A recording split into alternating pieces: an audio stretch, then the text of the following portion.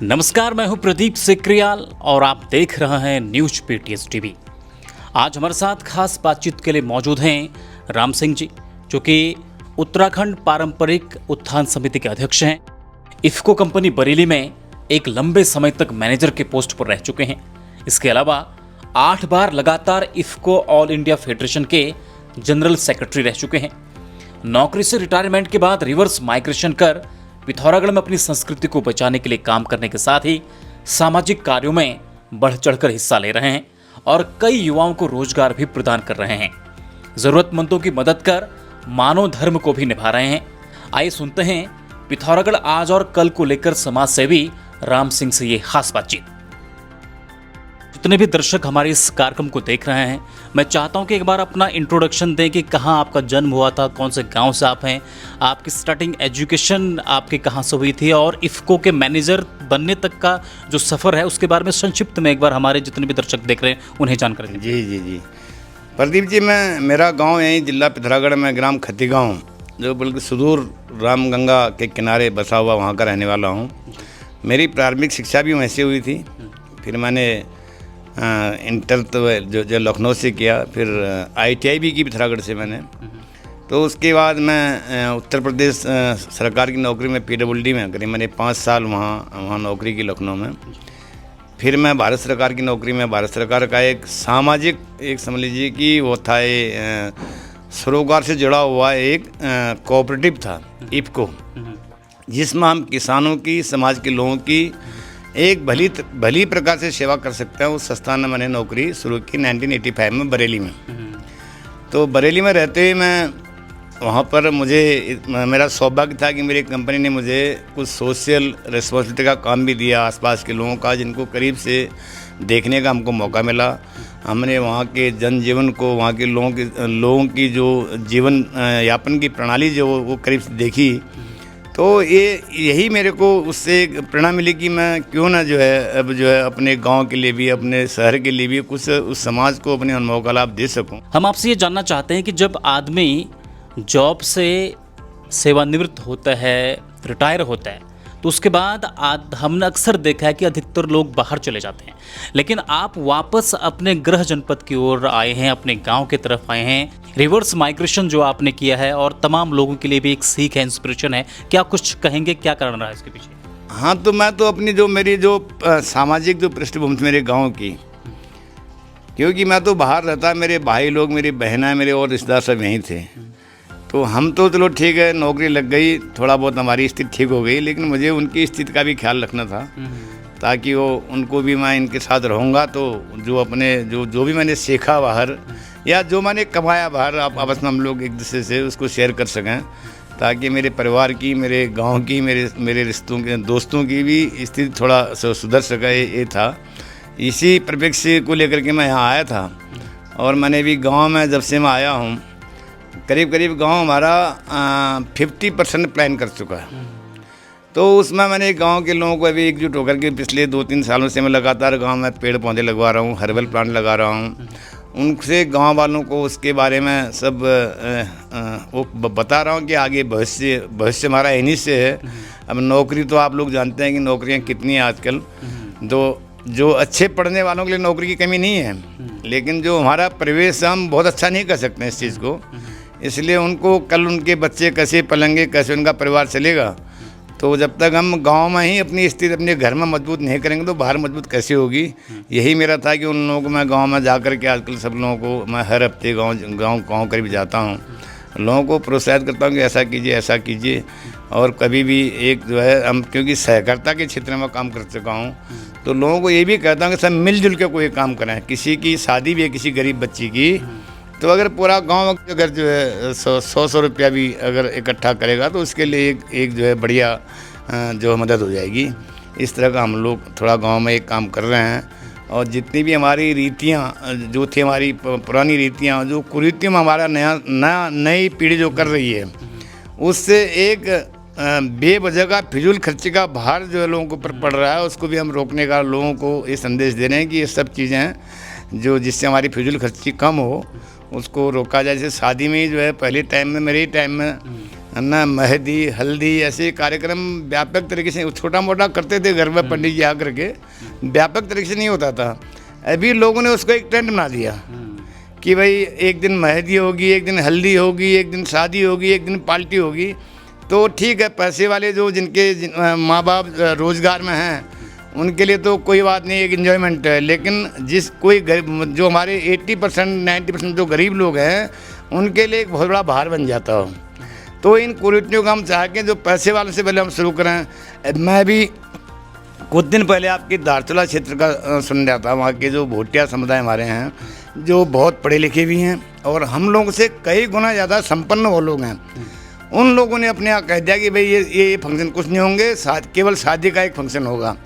जब ऐसे पढ़े लिखे लोग, ऐसे बुद्धिजीवी लोग, ऐसे संभ्रांत लोग इस तरह का निर्णय ले सकते हैं तो हम लोग क्यों नहीं ले सकते हैं। ये गांव में इस तरह का संदेश हम गांव वालों को दे रहे हैं। नगर पिथौरागढ़ के ऐचोली में होटल श्रेष्ठ करके इनका अपना एक होटल भी है जिनके स्वामी भी हैं। हम आपसे ये जानना चाहते हैं कि नगर में आप रह रहे हैं तो इस नगर को आप कैसे देखते हैं? हमारा पिथौरागढ़ जिला जो है पूरे उत्तराखंड के 13 जिलों में हर तरफ से समृद्ध है और समृद्ध था।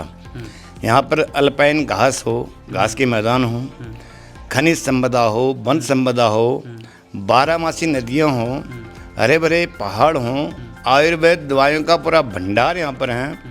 इसके अलावा हमारे चंद वंशकाल के उत्कृष्ट मंदिर जो यहाँ बने हुए हैं, दार्शनिक मंदिर, और ऐतिहासिक रामेश्वर घाट है, और पौराणिक हमारा पाताल भुवनेश्वर है, थलगेदार मंदिर है, मुष्टावन मंदिर है। इस तरह से मतलब बिल्कुल यहाँ पर जो है हम लोग हर तरफ से संपन्न हम लोग हैं। लेकिन कालांतर में आप देख रहे हैं यहाँ की सन 1960 में जब हमारा ये जिला बना, उस जिला बनने के बाद करीब 52 जिला अधिकारी आज तक पिथौरागढ़ में आमद कर चुके हैं। समझ लीजिए कि 1 सवा साल एक डीएम यहाँ रहता है। उसके बाद हमारा प्रदेश बना उत्तराखंड सन 2000 में। उसके बाद करीब 20 डीएम अभी तक पिछले 23 सालों में पिथौरागढ़ में आ चुके हैं। इस पिथौरागढ़ का विकास कैसे होगा ये आप लोग भी समझ सकते हैं, आम जनता भी समझ सकती है। जब कोई एक अधिकारी जिसके ऊपर एक विकास का दायित्व सरकार सौंपती है, उसका कार्यकाल ही 1-1.5 साल का रहेगा, जिसमें 5-6 महीने उसको समझने में लग जाते हैं, 5-6 महीने जाने के लिए समेटने में लग जाते हैं उसको। तो विकास कैसे होगा? यहाँ पर विकास की अपार संभावनाएं हैं इस हमारे पिथौरागढ़ में। तो जैसे यहाँ पर फिल्म सिटी बना सकते हैं हम लोग, पर्यटन में इसको आगे बढ़ा सकते हैं। लेकिन कोई नेताओं की सोच कहाँ है या प्रशासन शासन जिसकी सोच कहाँ है, अभी तक मैं तो देख रहा हूँ कि 13 जिलों में सबसे पीछे हम लोग चल रहे हैं। तो आज ये है कि पूरे शहर के अंदर हम देख रहे हैं कि बिल्कुल एक पैसे का फ्लो है ही नहीं बिल्कुल। जो भी आदमी यहाँ पर धंधा कर रहा है, कुछ दिनों तो बढ़िया करके देखते हैं, बड़े बड़े होर्डिंग लगते हैं, बड़े बड़े मीडिया में जाता है कि आज opening very shortly this and that restaurant या ये फलाना शोरूम। 2-3 महीने बाद देखते हैं उसके बाहर एक बोर्ड लग जाता है कि दुकान किराए हित खाली है। इसका भी कारण है इसमें। देखिए हमारा जनपद जो है सैनिक बाहुल्य जनपद था। यहाँ पर 2 लोग जिनके पैसे से जिले की अर्थव्यवस्था चल रही थी। एक तो हमारे पूर्व सैनिक थे, दूसरा टीचर थे। अब सैनिक लोग अब मैं बताऊँ आपको, सन 71 की वार के बाद जब ये यहाँ लगाया गया कि भाई पिथौरागढ़ में की अर्थव्यवस्था सीमांत जनपद है, 3 देशों की मतलब सीमाओं से घिरा हुआ है, तो यहाँ की अर्थव्यवस्था क्या है। तो उस समय देखा गया था करीब जो है 4.5 करोड़ रुपये के मनी ऑर्डर पर मंथ भारतीय सेना से हमारे जवानों के अपने घरों को आते थे, जिससे यहाँ की अर्थव्यवस्था बहुत बढ़िया, गांव भी संपन्न थे, शहर भी संपन्न फलों की ओर जा रहा था। उसके बाद लोग पेंशन आते थे, फौजी लोग। उस समय पेंशन में बहुत कम पैसा मिलता था। कोई 50,000 रुपये लेके आया, कोई 1 लाख लेके आया, कोई 2 लाख लेके आया। उन्होंने कहा गाँव में आए, एक चक्की खोली, एक बैग ले ली, एक जोड़ी बैल खरीद लिए, एक भैंस खरीद ली, तो गाँव में अपना कारोबार वो बढ़िया जमाता था। अभी क्या ठीक है, अब स्थिति थोड़ी ठीक हुई। अभी तो जो जवान जो आ रहे हैं अभी वो करीब 40-50 लाख रुपए उन लोगों को अभी मिल रहा है। तो वो लोग, क्योंकि वो लोग वहीं से आर्मी से मन बना लेते हैं रिटायरमेंट में कि मुझे अब कहाँ रहना है, मैं अपने सेंटर में जहाँ से रिटायर हो रहा हूँ वहाँ रहूँ, मैं हल्द्वानी रहूँ, मैं बरेली रहूँ, मैं खटीमा रहूँ, मैं लखनऊ रहूँ या देहरादून रहूँ। तो हमारा पैसा आना वहाँ से ब्लॉक हो गया। ऐसे ही टीचरों का था, टीचर्स की पहले तनख्वाह बहुत कम हुआ करती थी, उनका गुजारा मुश्किल चलता था। सरकार ने उनकी तरफ देखा, उनकी तनख्वाहें अच्छी की और बैंक ने भी उन लोगों को साथ दिया। बैंक वाले जैसे नौकरी किसी मिलती है तो पीछे पहुंच जाते हैं, आप लोन ले लीजिए, हमारे यहाँ से प्लॉट ले लीजिए, मकान ले लीजिए। इन्होंने यहाँ से हल्द्वानी रुद्रपुर में अपना प्लॉट ले लिया, बैंक से लोन ले लिया और बैंक की किस्त में सारा पैसा इनका वहीं चले जाता है। तो शहर के अंदर पैसा बिल्कुल नहीं है। जो भी पैसा है अभी ये हमारे पास जो पेंशनर्स जो बचे हुए हैं, जिनकी उम्र अभी करीब करीब 75 साल से 90 साल के बीच में जो होगी, उनका पैसा फ्लो हो रहा है शहर के अंदर। अब उस पैसे में देखिए आप, क्योंकि हमारे यहाँ का लोकल जो हमारे लड़के जो है, ये यूथ जो है वो काम नहीं करना चाहता है। जो काम हमारे पूर्वांचल के आकर के या बरेली से आकर के काश्तकार यहाँ करते हैं, न यूथ सीखना चाहता है उसको। तो वो पैसा करीब करीब जो है 25-30% जो हमारा पूर्वांचल की तरफ चले जाता है, समझ लीजिए मैदानी भाग को। 25-30% नेपाल के हम जो हमारे मजदूर आते हैं हमारे पड़ोसी देश के, वो लोग ले जाते हैं। कुछ हमारे पिथौरागढ़ में बड़े बड़े जो व्यापारी जो हैं वो करीब करीब सब बाहर के हैं वो लोग। अब इस शहर को बहुत विकसित करने में उनका मुझे कहीं कोई योगदान नहीं दिखाई दे रहा है, क्योंकि वो लोग जो भी यहाँ से पैसा कमाते हैं, किसी ने सोनीपत में प्लॉट फार्म हाउस ले लिया, किसी ने पंजाब में ले लिया, किसी ने दिल्ली में ले लिया, कोई शिमला जा रहा है, तो वो लोग भी यहाँ का पैसा है, किसी ने सब बाहर ही जा रहा है।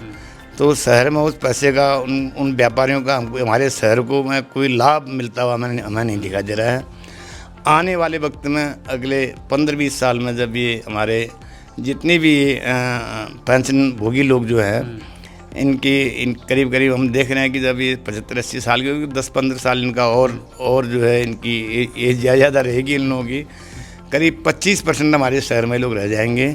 उस समय इस शहर की क्या दशा होगी, आर्थिक दशा, तो इसका आकलन तो आप भी कर सकते हैं, हमारे जो जनता सुन रही है वो भी कर सकती है। जब तक सरकार कोई ठोस यहाँ पर पलायन रोकने के लिए कोई ठोस कदम नहीं उठाएगी, यहाँ पलायन कैसे रोकेगा? हमारा हर्बल प्रदेश है। मैं सिक्किम भी गया, सिक्किम में देखा हमने, वहाँ बिल्कुल बेरोजगारी जीरो है। बेरोजगारी का मतलब ये नहीं कि खाली सरकारी नौकरी, उन लोगों को सरकार ने वहाँ जैसे पेस्टिसाइड बिल्कुल बैन कर रखा है, वहाँ पर किसी तरह का केमिकल जो है खेती नहीं होती है।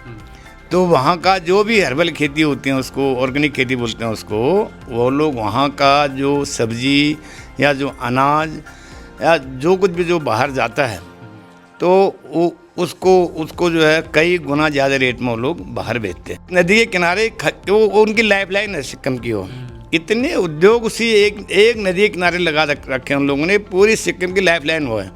हमारे यहाँ ऐसी हज़ारों नदियाँ मतलब हमारे यहाँ बह रही हैं, तो हमारे यहाँ क्यों नहीं हो सकता उस नदी से वो बिजली पैदा करना है? उस नदी के किनारे किनारे उन्होंने बहुत सारी बिस्लरी लगा रखे हैं, बहुत सारे फ्रोजन प्लांट लगा रखे हैं, तो यहाँ भी हो सकता है। दूसरा, पर्यटन के स्थल से भी हमारा पिथौरागढ़ जो है, हम लोग 4 धाम यात्रा, ये यात्रा वो यात्रा बोलते हैं। पिथौरागढ़ में तो ऐसी ऐसी चीज़ें हैं, यहाँ पर ग्लेशियर कहिए, यहाँ के वो क्या कहते हैं झरने देखिए, यहाँ के मंदिर देखिए। एक रामेश्वर ही हमारा है, रामेश्वर जो है भी घाट के पास में रामेश्वर जो हमारी जगह है, जहाँ 3 नदियों का संगम हमारा, 4 विधायक की जो है वहाँ से विधानसभा शुरू होती है और 3 जिले शुरू होते हैं उस जगह से। हमारे पौराणिक में भी, हमारे स्कंद पुराण में भी इसका जिक्र है कि भगवान राम जब स्वर्ग को गए थे तो लास्ट उन चरण जो है उसी धरती से ऊपर को गए थे वो। तो उस जगह को सरकार थोड़ा विकसित करने के हम कई बार माननीय मुख्यमंत्री जी से भी, माननीय जिला प्रशासन से भी गुहार कर चुके हैं कि उस जगह को डेवलप किया जाए। वहाँ पर शाम को जैसे उत्तर प्रदेश में भी मैं देखा हूँ कि गढ़मुक्तेश्वर और कसला घाट, इनको माननीय योगी जी ने इतना बढ़िया तीर्थ स्टेशन को डेवलप किया है। वहाँ पर गंगा आरती शाम को होती है और हज़ारों लोग जो है उसके रोज़गार से जुड़े हुए हैं। कोई किसी की टैक्सी चल रही है, कोई दिया बाती बेच रहा है, कोई रेस्टोरेंट चला रहा है, कोई कल्चरल प्रोग्राम कर रहे हैं, कोई पंडित जी अपना आरती करवा रहे हैं। तो हज़ारों लोग उससे जुड़े हुए हैं। इस तरह के कोई सरकार इस तरह की कुछ सोच रखा है यहाँ के लिए, तो आने वाले समय में पिथौरागढ़ का भविष्य अच्छा हो सकता है। वरना जो आर्थिक स्थिति चल रही है शहर की, हमें तो नहीं लगता है कि यही हालत चलती रही तो अगले 10-15 साल में पिथौरागढ़ के क्या हाल होंगे। अभी तो पलायन जितना है थोड़ा बहुत स्टेबल टाइप का भी दिखाई दे रहा है, लेकिन आने वाले वक्त में ये प्लान जरूर बढ़ेगा, क्योंकि ज़मीनों की कीमतें आसमान यहाँ पर छू रही हैं। आज जो है इस पिथौरागढ़ में दूसरी बात है कि लोग पलायन का कारण बोलते हैं, पलायन क्यों हो रहा है, रुको रुको रुको। फौजी आदमी कोई 50 लाख रुपए लेके आता है, 25-30 लाख में उसका रुद्रपुर मकान बन जाता है, और वहीं उसको एक रोज़गारी मिल जाता है। रिटायरमेंट के बाद 15-20 हज़ार रुपये की किसी फैक्ट्री में सिक्योरिटी गार्ड नौकरी मिल जाती है, तो आराम से उसका गुजारा चलता है। यहाँ पर कोई ऐसे उद्योग भी नहीं है कि उन लोगों को कहीं रिप्लेसमेंट कहीं मिल सका उन लोगों को। तो ये भी एक कारण हो सकता है। सरकार को कारण ढूंढने होंगे, उनमें अमल करना होगा, और इस तभी पलायन यहाँ से रुक सकता है और हमारा जिला समृद्ध बन सकता है। हमारे यहाँ आदि कैलाश, ओम पर्वत, इतने मुनस्यारी, ऐसी ऐसी जगह हैं जो विदेशियों के लिए स्वर्ग है यहाँ पर। तो इन सब चीज़ों को अगर सरकार एक तरफ से डेवलप करने की कोशिश करेगी, इनको हमारे पर्यटन विभाग इनको मैं देखता हूँ कि हमारे पर्यटन विभाग पिथौरागढ़ का, माँ की आप रानीखेत जाइए, नैनीताल जाइए, रुद्रप्रयाग जाइए, कर्णप्रयाग जाइए, गंगोत्री, हम भी जाते हैं। वहाँ का पर्यटन विभाग, वो जिले वाले इतने बड़े बड़े होर्डिंग लगाते हैं कि हमारे ज़िले में आए, हमारे ज़िले में ये चीज़ है। इस पिथौरागढ़ पर्यटन विभाग का, पिथौरागढ़ का मैंने कहीं पर एक बोर्ड नहीं देखा कि हमारे पिथौरागढ़ में ये चीज़ है। तो पर्यटकों को लुभाना पड़ेगा, जो चीज़ दिखती वो बिकती है। तो इस तरह से पर्यटन विभाग को भी चाहिए कि जगह जगह हमारे ऐसे काठगोदाम रेलवे स्टेशन के पास है, पंतनगर एयरपोर्ट में है, बरेली एयरपोर्ट में, बरेली रेलवे स्टेशन में है, जो नज़दीकी पड़ते हैं हम लोगों के, टनकपुर में है, कि भाई पिथौरागढ़ में पर्यटन में आइए, पिथौरागढ़ में ये चीज़ें हैं वो दिखाइए उनको, जो दिखता हो बिकता है, और पर्यटक आएंगे और संपन्न होगा।